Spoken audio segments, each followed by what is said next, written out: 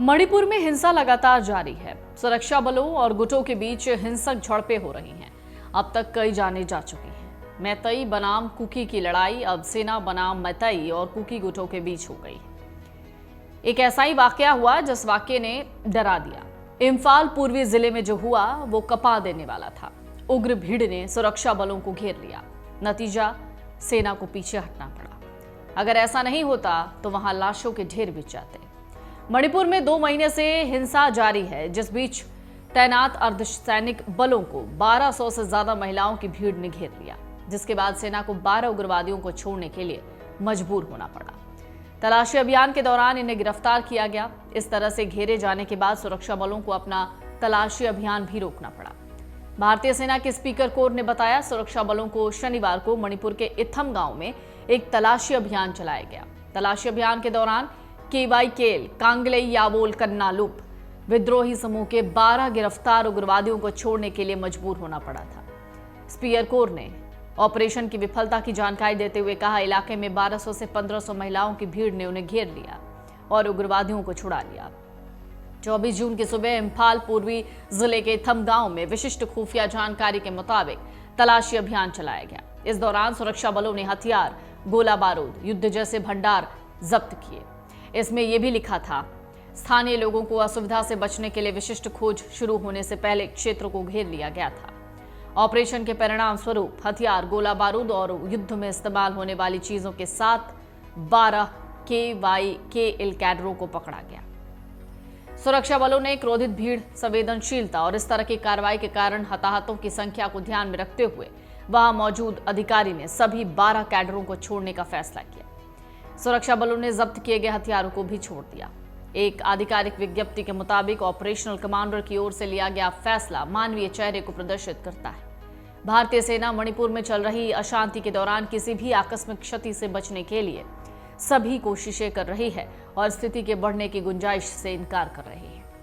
भारतीय सेना ने मणिपुर के लोगों से शांति बनाने के लिए कानून और व्यवस्था बनाए रखने में सुरक्षा बलों की सहायता करने की अपील की।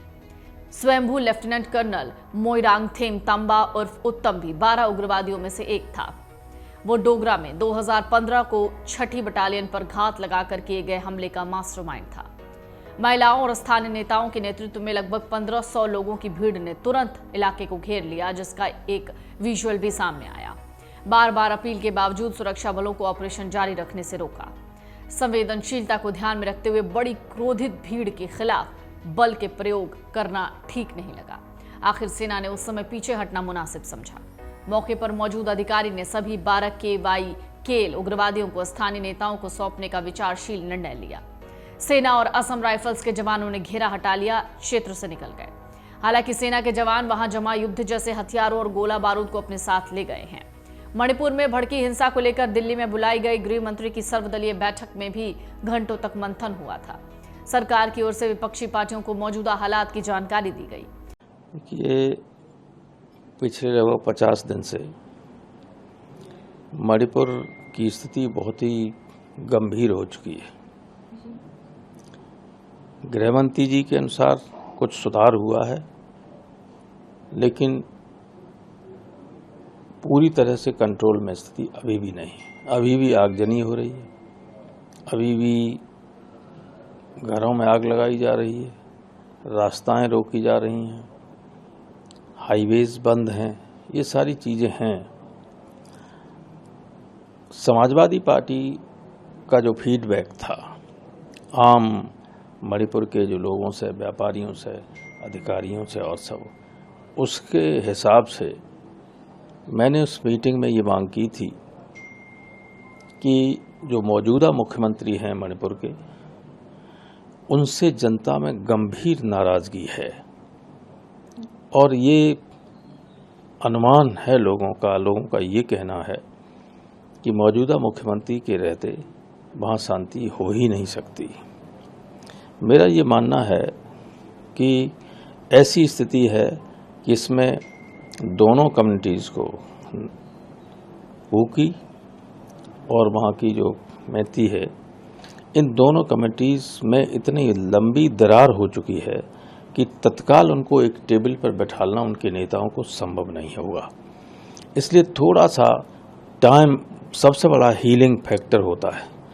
इसलिए समाजवादी पार्टी की राय थी कि विधानसभा को कुछ समय के लिए सस्पेंडेड एनिमेशन में रखा जाए और वहाँ राष्ट्रपति शासन लगा दिया जाए और सीधा गृहमंत्री के नेतृत्व में वहाँ व्यवस्था हो तो लोगों को विश्वास भी होगा और जो अभी संदेह का वातावरण एक दूसरे के प्रति बना हुआ है उसमें कमी आएगी और स्थिति नियंत्रण में आ जाएगी। जी।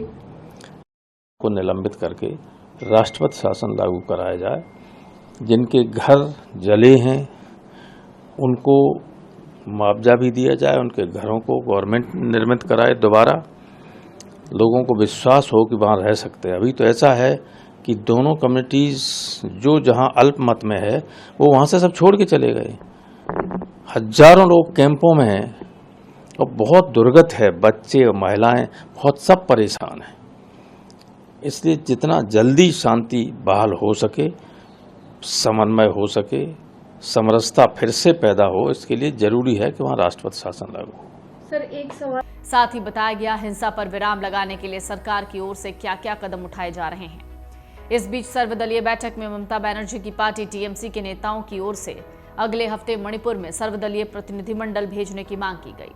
सूत्रों की माने तो बैठक में समाजवादी पार्टी ने राज्य में राष्ट्रपति शासन लगाने की मांग की है। अमर उजाला अब आपके टीवी पर भी। अपने स्मार्ट टीवी पर YouTube पर सर्च करें अमर उजाला, चैनल सब्सक्राइब करें और देखें ताजा खबरें, वो भी HD क्वालिटी में। और हाँ, बेल आइकन दबाना ना भूलें ताकि हर खबर हो आपके घर। अमर उजाला, निष्पक्ष, निर्भीक, निरंतर।